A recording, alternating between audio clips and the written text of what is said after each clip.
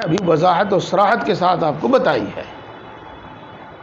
کیا کہ یہ لفظ قرآن پاک میں، حدیث پاک میں، ہماری عام گفتگو میں کبھی اصطلاحی معنی میں استعمال ہوگا اور کبھی لغوی معنی میں استعمال ہوگا، اور ہمیں وہاں پر فرق کرنا ہوگا اور فرق سمجھنا ہوگا کہ یہ لغوی معنی میں استعمال کیا گیا ہے یا اصطلاحی معنی میں استعمال کیا گیا ہے۔ چنانچہ وَأَوْحَى رَبُّكَ إِلَى النَّحْلِ أَنِ اتَّخِذِي مِنَ الْجِبَالِ بُيُوتًا وَمِنَ الشَّجَرِ وَمِمَّا يَعْرِشُونَ، تو مکھی کی طرف اللہ نے وحی بھیجی، تو اب اس کو کیا کہا؟ تو یہاں اس پر تو کلام اللہ المنزل علی نبی من انبیاء کی تعریف صادق نہیں آتی، تو پھر یہ وحی اصطلاحی نہیں ہے، یہ وحی لغوی ہے، اور اس کے معنی ہوں گے الالقاء فی القلب، یہ اس کے معنی ہوں گے الہام۔ تو یوں کہیں گے کہ اللہ تبارک و تعالیٰ نے شہد کی مکھی کے دل میں یہ بات ڈالی، یوں کہا جائے گا، یہ بات ایک ہوگی۔ اسی طریقے سے ماہرین حدیث اور ماہر علماء فرماتے ہیں کہ الہام یا کہو وحی، چونکہ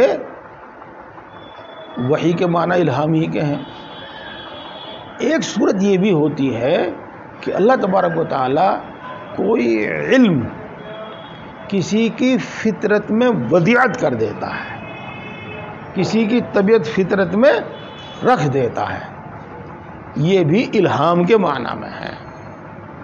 کسی کی فطرت میں کوئی علم ودیعت کر دیتا ہے، رکھ دیتا ہے، اور عام طور سے پھر اس کے سیکھنے سکھانے کی ضرورت نہیں ہوتی۔ اتنی بات تو آپ کی سمجھ میں آ گئی ہوگی۔ تو جو مکھیوں، شہد کی مکھی کے بارے میں کہا گیا ہے وَأَوْحَى رَبُّكَ إِلَى النَّحْلِ، تو یہ اوحا لغوی معنی میں ہے، اور اس کے مطلب یہ ہوگا کہ اللہ تبارک و تعالیٰ نے شہد کی مکھی کی فطرت میں یہ بات ودیعت کی، چنانچہ اب شہد کی مکھی کو اور ان کی اولاد کو سکھانے کی ضرورت نہیں ہوتی، اور یہ کام وہ خود بخود انجام دیتے ہیں۔ اور صرف یہی نہیں جو آیت شریفہ میں بیان کیا گیا ہے، بلکہ ان کو ایک بہت بڑا علم اللہ تبارک و تعالیٰ نے ودیعت فرمایا ہے۔ اگر آپ نے پڑھا ہو حضرت مولانا مفتی شفیع صاحب رحمۃ اللہ علیہ کے معارف القرآن میں، تو پورا واقعہ آپ کو یاد آ جائے گا، مختصر سے قصے سے، مختصر سے اشارے سے، کہ صرف یہی نہیں کہ یہ مکھیاں شہد کا چھتا بناتی ہیں اور پھلوں سے اور دوسری چیزوں سے کہاں سے یہ رس چوس کر آتی ہیں اور پھر اس کو شہد میں تبدیل کرتی ہیں۔ اس کے علاوہ بھی ان کے یہاں بڑا نظم و ضبط ہے، ان کے یہاں بادشاہ ہوتا ہے، وزیر ہوتا ہے، جلاد ہوتا ہے۔ تو جب یہ مکھیاں گھوم پھر کر آتی ہیں اور وہاں پر پہنچتی ہیں، تو اپنے اندر مقام پر داخل ہونے سے پہلے باہر ان کو چیکنگ کرانی پڑتی ہے، اور اس کام پر مامور مکھیاں چیک کرتی ہیں کہ کسی زہریلی جگہ پر تو بیٹھ کر نہیں آئی، زہریلی چیز پر تو بیٹھ کر نہیں آئی ہے، اور اس میں کسی گندگی یا ناپاکی کا تو اثر نہیں ہے۔ اگر چیک کے دوران ثابت ہو کہ کسی زہریلی چیز کا اثر لے کر آئی ہے، اور یہ ثابت ہو کہ کسی گندگی ناپاک چیز کا اثر لے کر آئی ہے، تو وہ دربان اس کو وہی قتل کر دیتے ہیں، وہی مار دیتے ہیں، وغیرہ وغیرہ، اور بادشاہ ہوتا ہے وغیرہ ہوتا ہے۔ بہرحال یہ وہ علم ہے جو اللہ تبارک و تعالیٰ ان کی فطرت میں ودیعت کیا ہے، ان کو سیکھنے کی ضرورت نہیں ہوتی، یہ مطلب ہوتا ہے۔ اسی طریقے سے فطرت میں ودیعت نہ کیا جاوے لیکن دل میں کوئی بات ڈال دی جاوے، مثال کے طور پر وَأَوْحَيْنَا إِلَىٰ أُمِّ مُوسَىٰ أَنْ أَرْضِعِيهِ، موسیٰ کی ماں کی طرف وحی بھیجی ہم نے، تو ظاہر بات ہے کہ موسیٰ علیہ السلام کی والدہ محترمہ نبی نہیں ہے، تو کلام اللہ منزل علی نبی من انبیاء ان کی طرف نہیں، تو یہاں پر وحی سے مراد وحی لغوی ہے، اور وحی لغوی کا مطلب ہوتا ہے ایک مضمون دل میں ڈال دینا، ایک بات دل میں ڈال دینا۔ تو حضرت موسیٰ علیہ السلام کی والدہ کے دل میں یہ مضمون ڈالا گیا، یہ ہے۔ اور الہام پھر یہ مکھی مچھر کو بھی ہوتا ہے، غیر نبی کو بھی ہوتا ہے، بلکہ غیر مومن کو بھی ہوتا ہے، غیر مومن کو بھی ہوتا ہے۔ البتہ جو الہام من جانب اللہ ہوتا ہے اس کی خاصیت ہوتی ہے، اس کی خاصیت یہ ہوتی ہے کہ دل اس پر پوری طرح مطمئن ہوتا ہے، دل اس پر پوری طرح مطمئن ہوتا ہے۔ ہاں، اتنا مطمئن نہیں ہوتا جتنا وحی سے ہوتا ہے، اور اتنا مطمئن نہیں ہوتا لیکن جتنا فرشتے کے ذریعے کوئی پیغام پہنچنے پر مطمئن ہوتا ہے۔ ہاں، دل مطمئن ہوتا ہے۔ چنانچہ آپ دیکھیں گے کہ موسیٰ علیہ السلام کی ماں کے دل میں اللہ تبارک و تعالیٰ نے یہ بات ڈالی تو انہوں نے بے خوف و خطر اس پر عمل کیا، وہ دودھ پلاتی رہی۔ جب خطرہ محسوس ہوا تو ایک صندوق، اور بقول علماء کرام کشتی نما صندوق میں ان کو رکھا، دریا میں ڈال دیا۔ تو دیکھو کوئی ماں ایسا کر سکتی ہے؟ اپنے ہاتھ سے ایسا کر سکتی ہے؟ لیکن چونکہ وحی تھی، وہ الہام کہیے گا، وحی بھی لغوی معنی میں، اور دل مطمئن تھا، اسی لیے انہوں نے اس پر کیا، ایسا کیا۔ پھر وہ جو میں فرق بتانا چاہ رہا تھا آپ کو کہ ایک وہ وحی ہوتی ہے جو دل میں ڈال دینے سے آتی ہے، اور ایک وہ جو فرشتے کے واسطے آتی ہے، ان دونوں میں بڑا فرق ہوتا ہے۔ چنانچہ حضرت موسیٰ علیہ السلام کی ماں نے وہ ڈال تو دیا دریا میں، لیکن بعد میں وہ گھبرا گئی۔ ان کا لتبدی بھی ممکن ہے کہ وہ سارا راز فاش کر دیتی، اللہ تبارک و تعالیٰ نے پھر ان کے دل کو مضبوط کیا۔ یہ فرق تھا۔ اور ایک دوسرا معاملہ ہے وہ جو حضرت مریم علیہ السلام کے ساتھ پیش آیا۔ چنانچہ جب ان کو درد ذہ ہوا اور اس کی تکلیف ہوئی، اور اس کے ساتھ ساتھ وہ اگرچہ ایام حمل سے ہی شروع ہو گیا ہوگا خیال، لیکن جب بہرحال بچہ پیدا ہوا اور تو وہ خیال اب زیادہ قوت سے آ رہا ہوگا، یعنی رسوائی کا، لوگوں کے دل میں، لوگوں کی نظروں میں رسوائی کا وہ خیال دل سے پیدا ہو۔ لیکن جب کہا گا فناداہا من تحتها اللہ تحزنی قد جعل ربک تحتک سریا وہزی الیک بجذع النخلۃ تساقط علیک رطبا جنیا فکلی واشربی وقرری عینا، یہ آگے تک تعلیم دی۔ تو یہ تعلیم فرشتے کے واسطے سے ہوئی تھی۔ بس وہ من تحتها کا مطلب یہ ہوا کہ اس وقت فرشتے نے سامنے آنا مناسب نہیں سمجھا، وہ تھی بھی اس حالت میں ہی اور دور سے پکارا، تو اس پر وہ پوری طرح مطمئن تھی۔ چنانچہ اب ان کو اس بچے کے ساتھ آبادی میں، بستی میں جانا، لوگوں کے درمیان میں جانے سے کوئی رکاوٹ نہیں بنی۔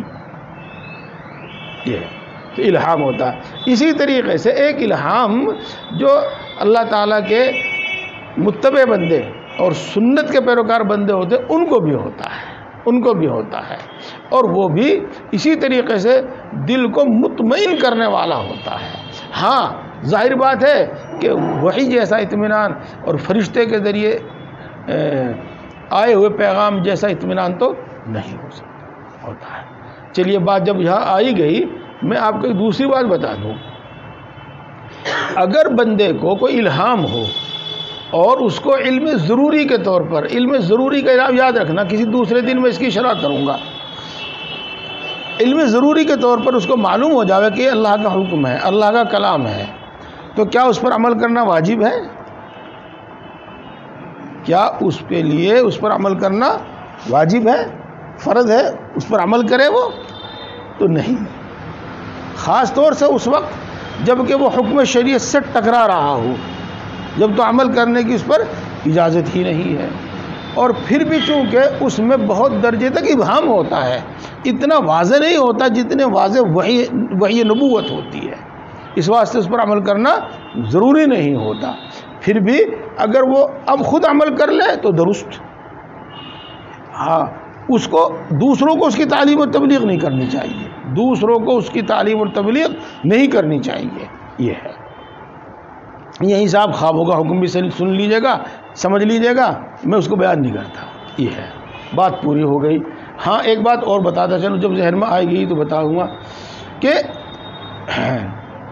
وحی اور اوحا یہ کلام پاک میں ایک تو شہد کی مکھی کی طرف اس کی نسبت کر کے، ایک موسیٰ کی ماں کی طرف نسبت کر کے، اور ایک اور ہے حضرت زکریا علیہ السلام کے بارے میں ہے فخرج من المحراب فاوحى الیہم ان سبحوا بکرۃ وعشیا، تو یہ کلام اشارے سے تھا. فاوحى الیہم مطلب اشار الیہم، یہ ہے.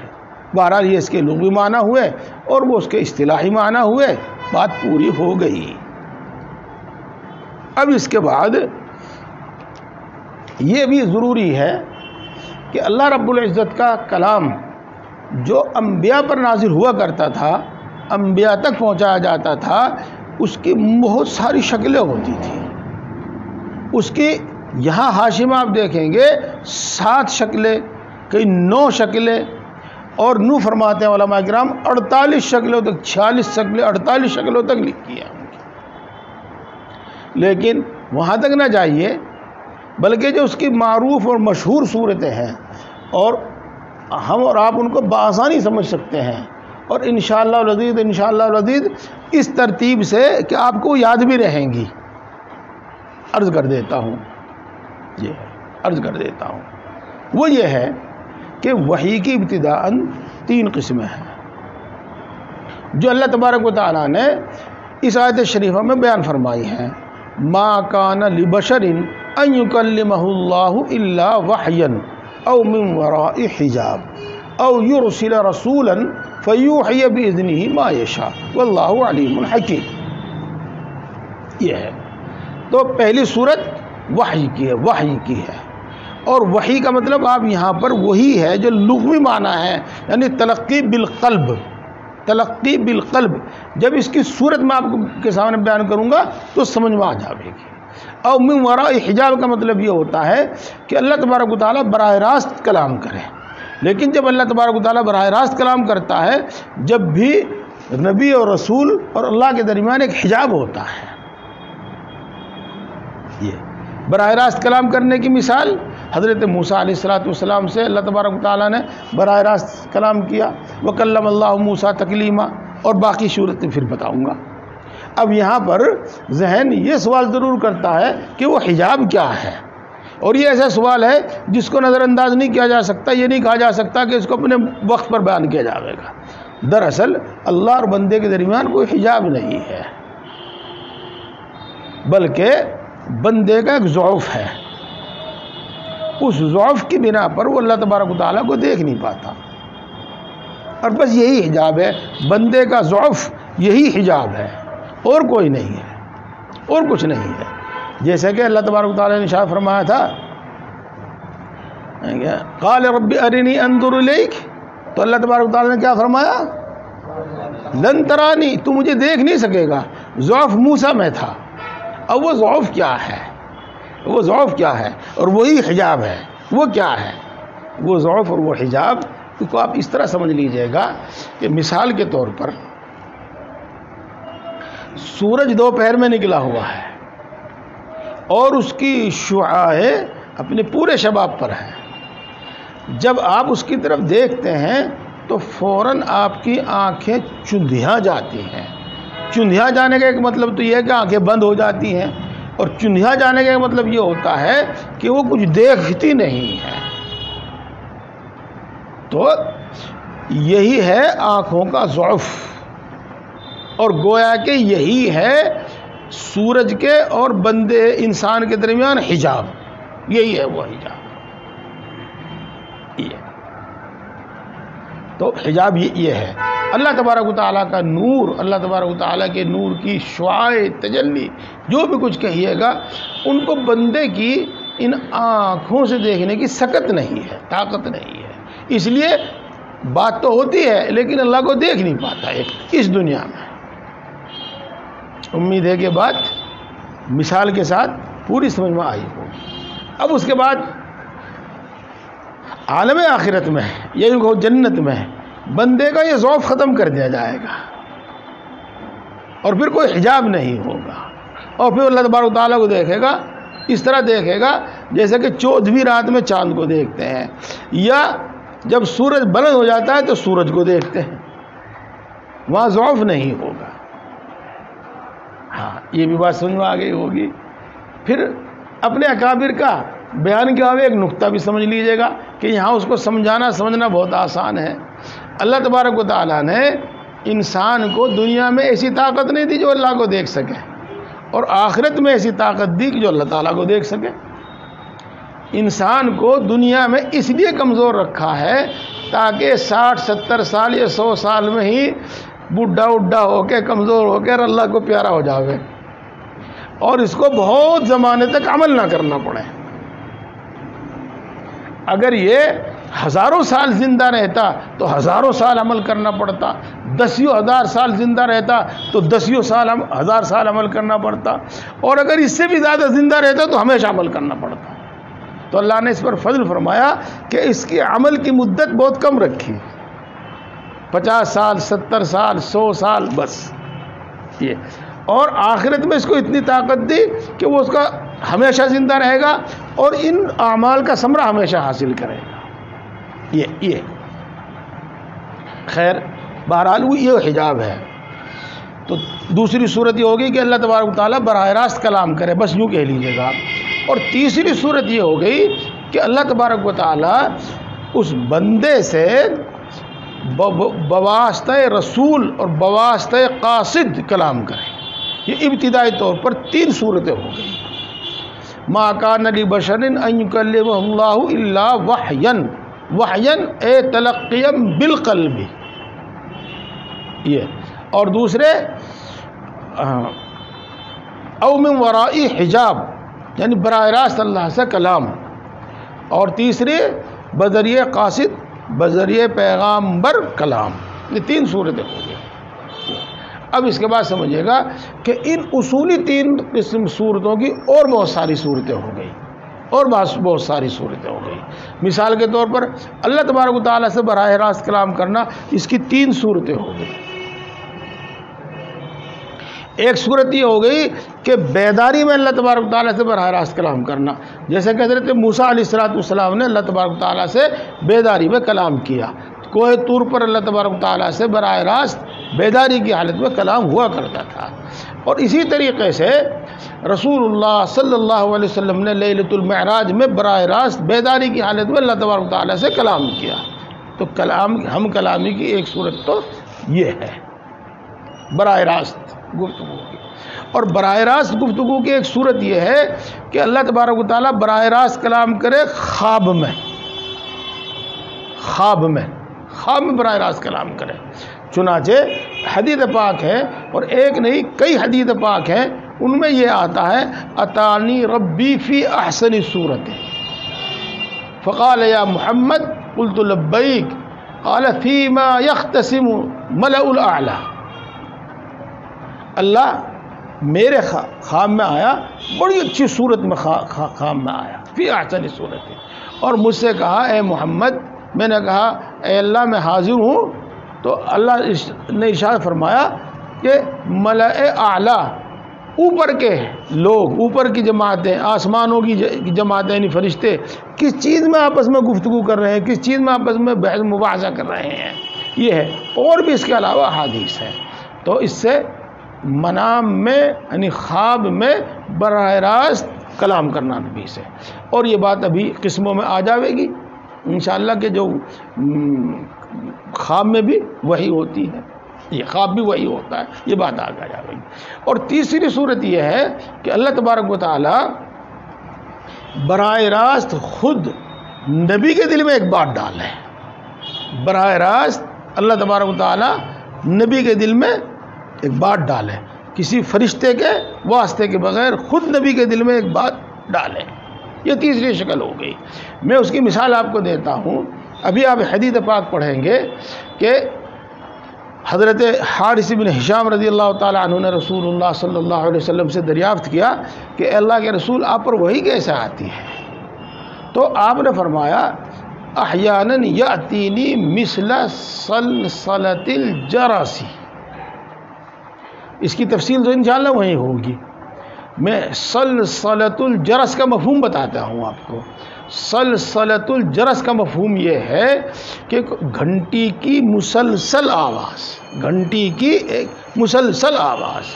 تو دیکھو ایک آواز آتی تھی اور تسلسل کے ساتھ آتی تھی اور ہر طرف سے آتی تھی، یعنی کوئی اس کی سمت متعین نہیں تھی کہ وہ دائیں سے آ رہی ہے، بائیں سے آ رہی ہے، آگے سے آ رہی ہے، پیچھے سے آ رہی ہے، اوپر سے آ رہی ہے، نیچے سے آ رہی ہے، کوئی سمت اس کی متعین نہیں تھی۔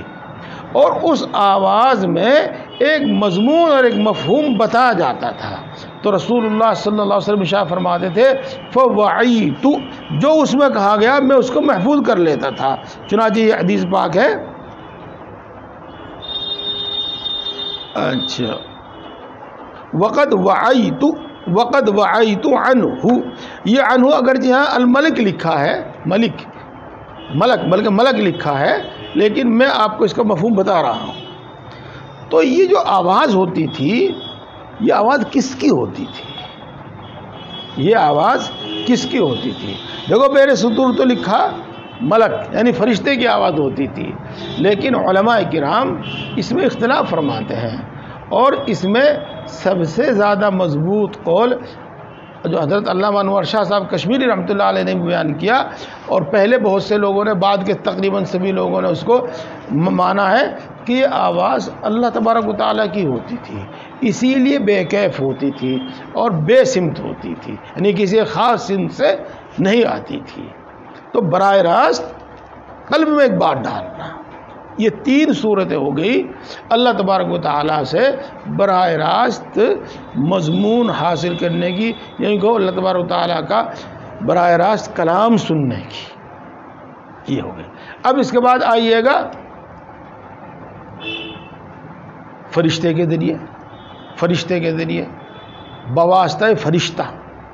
تو بواسطہ فرشتہ اس کی بھی کئی صورتیں ہیں، بواسطہ فرشتہ اس کی بھی کئی صورتیں ہیں، ایک جبریل کے واسطے سے اور ایک اسرافیل کے واسطے سے۔ یہ مضمون میں نے اختصار کی وجہ سے اسی لیے ہی ختم کر دیا کہ بعض روایات سے یہ معلوم ہوتا ہے کہ نبوت ملنے سے پہلے، خاص طور سے ان دنوں میں جن دنوں میں رسول اللہ صلی اللہ علیہ وسلم غار حرا میں عبادت کیا کرتے تھے، اسرافیل علیہ السلام مامور تھے من جانب اللہ، وہ آپ کا دل بہلایا کرتے تھے اور آپ سے کلام کیا کرتے تھے۔ چنانچہ آپ سنتے ہوں گے، پڑھا ہوگا آپ نے، کبھی کبھی رسول اللہ صلی اللہ علیہ وسلم کو اور دوسری آوازوں کے ساتھ ایک آواز آتی تھی، یا محمد قل الحمدللہ رب العالمین وغیرہ۔ یہ تو بعض حضرات کا تو یہ ہے، بعض حضرات کی رائے یہ ہے کہ جب حضرت جبریل علیہ السلام کے ذریعے پہلی وحی آپ کے پاس بھیجی گئی، اس کے بعد ایک زمانہ فترت کا زمانہ رہا، اور فترت کی انشاءاللہ وہ تفصیل آوے گی۔ تو یہ فترت کا زمانہ مشہور قول کی بنا پر 3 سال رہا۔ تو ان 3 سالوں میں حضرت اسرافیل آپ کے ساتھ رہے اور آپ کے ساتھ ہم کلام ہوتے تھے۔ یہ ہے تو وہی اسرافیل کے ذریعے یہ۔ اب آگے چلی گیا دوسری قسم وہی جبریل علیہ السلام کے ذریعے، اور جبریل علیہ السلام کے ذریعے پھر اس کی بہت ساری شکلیں ہو گئی۔ ایک شکل یہ ہے کہ جبریل اپنی اصلی شکل میں آئے، چنانچہ اصلی شکل کا واقعہ آپ کو یاد ہوگا کہ رسول اللہ صلی اللہ علیہ وسلم ارشاد فرماتے ہیں کہ میں محلہ اجیاد سے آ رہا تھا تو میں نے کچھ آوازیں سنی، میں نے ادھر ادھر دیکھا اور پھر آخر میں آسمان کی طرف دیکھا تو میں کیا دیکھتا ہوں کہ ایک کرسی پر وہی ناموس اور وہی فرشتہ بیٹھا ہوا ہے جو غار حرا میں میرے پاس آیا تھا، لیکن اتنی بڑی شکل و صورت میں کہ اس نے پورا خلا زمین و آسمان کا بھر رکھا ہے۔ تو اصلی شکل میں دیکھا۔ اس کے بعد پھر حضرت جبریل علیہ السلام نے یا ایھا المدثر قم فانذر وربک فکبر وثیابک فطہر، یہ وحی نازل فرمائی، یہ کلام آپ کو بھیجا تھا۔ تو ایک صورت یہ ہے کہ فرشتہ اپنی اصلی شکل میں آوے، اور دوسری صورت یہ ہے کہ فرشتہ کسی انسان کی شکل میں آوے، اور فرشتہ کسی انسان کی شکل میں آوے۔ پھر اس کی 2 صورتیں ہیں، ایک یہ کہ کسی جانی پہچانی شکل میں آوے، جیسا کہ اکثر و بیشتر حضرت دحیہ کلبی رضی اللہ تعالیٰ عنہ کی شکل و صورت میں حضرت جبریل تشریف لاتے تھے، اور وہ مصلحت اللہ رب العزت جانتا ہے، اللہ تبارک و تعالیٰ نے حضرت دحیہ کلبی کو انتہائی حسین و جمیل انسان بنایا تھا، تو تاکہ رسول اللہ صلی اللہ علیہ وسلم کو انسیت ہو، تو انتہائی جمیل خوبصورت انسان کی شکل میں حضرت جبریل آپ کے پاس آتے تھے اکثر و بیشتر، اور کبھی اجنبی شکل میں آتے تھے، اجنبی شکل میں، اور رسول اللہ صلی اللہ علیہ وسلم ان کو چاہے وہ دحیہ کلبی کی شکل میں آویں یا کسی اجنبی کی شکل میں آویں، وہ پہچان لیتے تھے کہ یہ جبریل ہے۔ جیسا کہ حضرت عمر رضی اللہ تعالیٰ عنہ کی حدیث پاک ہے جس میں وہ سوال ہے، لمبی حدیث پاک ہے کہ مل ایمان مل اسلام مل احسان متی تقوم الساعہ فاخبرنی عن امارتها، وہ جو سوال ہے وہ حضرت جبریل علیہ السلام کے سوالات ہیں، اور حضرت جبریل ایک انسانی شکل میں آئے تھے اور ان کو کوئی پہچانتا نہیں تھا۔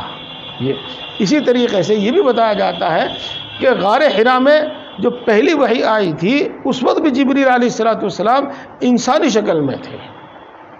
تو بہرحال وحی کی ایک قسم یہ ہوئی کہ جبریل اپنی اصل شکل میں، اور دوسری قسم یہ ہوئی کہ کسی متعین انسان کی شکل میں، اور تیسری شکل یہ ہوگی کسی غیر متعین انسان کی شکل میں آپ کے سامنے آویں اور آپ سے روبرو کلام کریں، روبرو کلام کریں۔ یہ اور ایک صورت یہ بھی ہے کہ الہام یا القاء فی القلب وہ اللہ تبارک و تعالیٰ کے ذریعے نہیں بلکہ فرشتے کے ذریعے ہو، فرشتے کے ذریعے ہو، اور یہ وہی صورت ہے جو یہاں لکھی ہے وَوَعَيْتُ عَنْهُ، ہو ضمیر کا مرجع ملک ہے، فرشتہ ہے، وَوَعَيْتُ عَنْهُ۔ تو اب اس میں دوسرے علماء کا جو قول ہے کہ یہ آواز حضرت جبریل علیہ السلام کی ہوتی تھی، نہ کہ اللہ تبارک و تعالیٰ کی، یہ وہ شکل ہوگی۔ یہ اس کے علاوہ ایک دوسری تین شکلیں ہو گئی، چار شکلیں ہو گئی۔ ایک پانچویں شکل یہ بھی ہوتی تھی کہ حضرت جبریل علیہ السلام نہ نظر آتے تھے اور نہ ہی کوئی آواز وغیرہ ہوتی تھی، کچھ نہیں ہوتی تھی، بلکہ دل میں ایک مضمون ڈال دیتے تھے، بس دل میں ایک مضمون ڈال دیتے تھے، اور وہ اس طرح پر جیسا کہ رسول اللہ صلی اللہ علیہ وسلم فرماتے ہیں روح القدس نفث فی روعی، روح القدس نے میرے دل میں یہ بات ڈالی، یہ ہے۔ تو اس طریقے سے وحی کی یہ تقریباً 9 صورتیں آپ کے سامنے آ گئی، اور گن لیجئے گا ان کو، 9 صورتیں آ گئی۔ اور ایک صورت ہے رؤیا صالحہ، حدیث کے وحی کی ایک قسم ہے رؤیا صالحہ۔ انبیاء کرام علیہ السلام کو جو خواب نظر آتا تھا، جو خواب نظر آتے تھے، وہ خواب بھی وحی ہوتے تھے، اور اسی طریقے سے واجب الاتباع ہوتے تھے، جیسا کہ اللہ تبارک و تعالیٰ مثلا ہم کلام ہو یا فرشتہ ہم کلام ہو اور اللہ تبارک و تعالیٰ کا پیغام ان کو پہنچاوے، وہ واجب الاتباع ہے۔ اسی طریقے سے خواب میں جو بات مضمون آپ القاء کیا جاوے وہ بھی واجب الاتباع ہوتا ہے۔ اور اس کا مشہور واقعہ تو حضرت ابراہیم علیہ السلام کا جو انہوں نے کہا تھا، اور خود رسول اللہ صلی اللہ علیہ وسلم جو ارشاد فرماتی حضرت عائشہ رضی اللہ تعالی عنہ، یہ حدیث پاک ہے یہاں پر، اول ما بدی به رسول اللہ صلی اللہ علیہ وسلم من الوحی الرؤیا الصالحہ فی النوم فکان لا یرا رؤیا الا جاءت مثل فلق الصبح۔ یہ ہے، تو یہ حدیث کی صورتیں ہیں۔ اب اس کے بعد آپ ایک بات اور سن لیں اور پھر اس کو ختم کرتے ہیں۔ کیا وقت ہو گیا؟ اچھا، بس ایک ختم کر دیں، بس ایک سمجھ جاویں گے آپ۔ وحی کی 2 قسمیں ہیں، ایک وحی مطلوع اور ایک وحی غیر مطلوع۔ مطلوع جس کی تلاوت کی جاوے، اور تلاوت کیا معنی؟ جس کی پیروی کی جاوے۔ دیکھو اگر وقت کی تنگی میں چھوڑ دوں اس کو، چونکہ جلدی میں بات سمجھ میں نہیں آ پاتی بار مرتبہ، انشاءاللہ اس کو کل ہی دیکھیں گے۔ وآخر دعوانا الحمدللہ رب العالمین۔ ابھی وضاحت اور صراحت کے